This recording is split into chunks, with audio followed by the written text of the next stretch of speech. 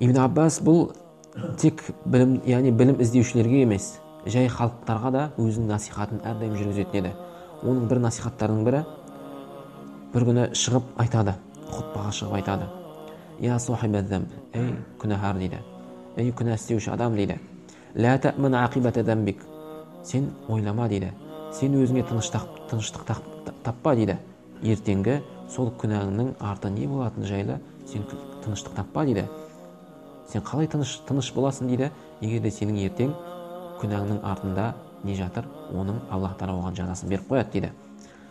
Сен біл дейді, күнәнің артынан келетін жазасы дейді, ол сенің күнәңнен де үлкен нәрсе дейді. Сен қазір бір кішкентай күнә жасап жатсың, оның жазасы қандай болатынын білмейсің дейді.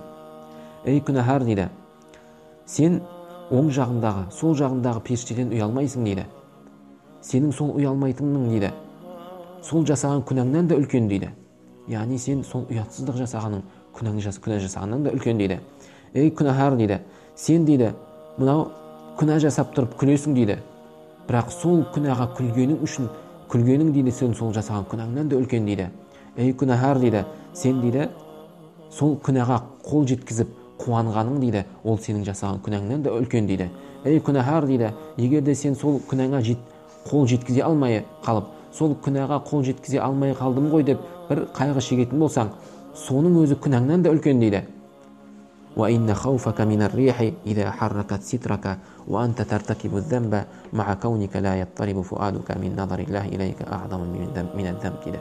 Ей күнәһар дейді, егер де бір жел тұратын болса дейді, жел тұрып сенің мынау үйің болсын, басқа бір талдар болсын қимылдайтын болса, сен күнә істеп тұрып, және де сенің жел тұрғанның өзінде түрлі мынау киім болсын, басқа нәрсе болсын, ол не қылады, желдің несіне байланысты ол қозғалады дейді. Ал сен болсаң дейді, күнә жасап тұрып, сен Аллах Тағала қарап тұр ғой деп сенің жүрегің бір қимылдамаса деді, ол сенің күнәңнен де үлкен нәрсе деді. Ей күнәһар дейді, атадри ма кана замбу Айюб, сен дейді, иннама кана замбуху, ей күнәһар дейді, сен сол себепті не қыл дейді, тәубеңе кел дейді, сен сол күнәңнен бас тарт дейді, күнәға барма дейді.